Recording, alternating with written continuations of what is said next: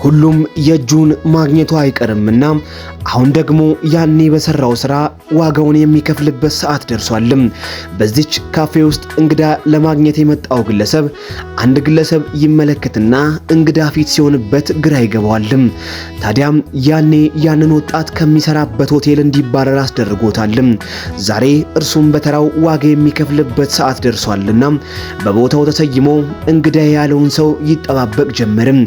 እጅግ ዘግይቶበታል። ድንገት ከኋላ አንድ ሰው ግለሰብ እጅ ነካ ያደርገውና ስሙን ይጠራውና ያነቋል። እርሱም በዚህ ሰዓት የተመለከተውን ግለሰብ ማመን አልቻለም።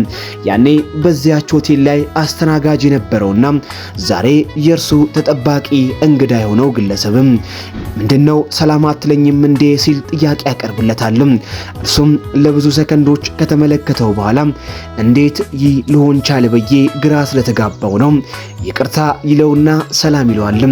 የምትጠብቀኝ ሰው እኮ እኔ ነኝ ካለው በኋላ ከፊት ለፊቱ በሚገኘው ወንበር ይቀመጥና እስቲ ስለራስ ማንነት አስረዳኝ በደንብ ላውቅ እፈልጋለሁ ሲል ጠይቀዋል።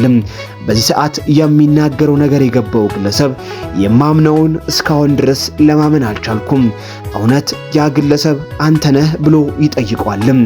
አዎ ከዚያች ሆቴል እንድባረር ያደረከኝ ያ ወጣት እኔ ነኝ ብሎ ይነግረዋል። ታዲያ አንተ ለሰው ልጅ ያለ ክብር እጅግ ያስገርማል። የሰው ልጅ የምታስተናግድበት መንገድም እጅግ ውብ ነው።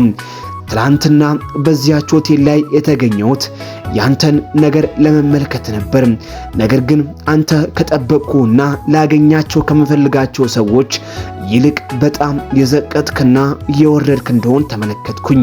ያኔ ለኔ ክብር ብታሳይ ዛሬ አንተ ልትታጭበት ለነበረው ወንበር ትገባ ነበር። ነገር ግን ባሳየኝ ስነ ምግባር እጅግ ከባድና ገና መታረምና ማደግ ያለብህ ግለሰብ እንደሆንክ ስለገባኝ ለስራው እንደማትመጥን ልገልጽልህ እወዳለሁ። የምትፈልገውን ነገር ተጠቀም፣ እኔ ለሁሉም እከፍላለሁ ሲል ሁሉን ነገር ካስተማረው በኋላ ከወንበሩ ተነስቶ ይሄዳል።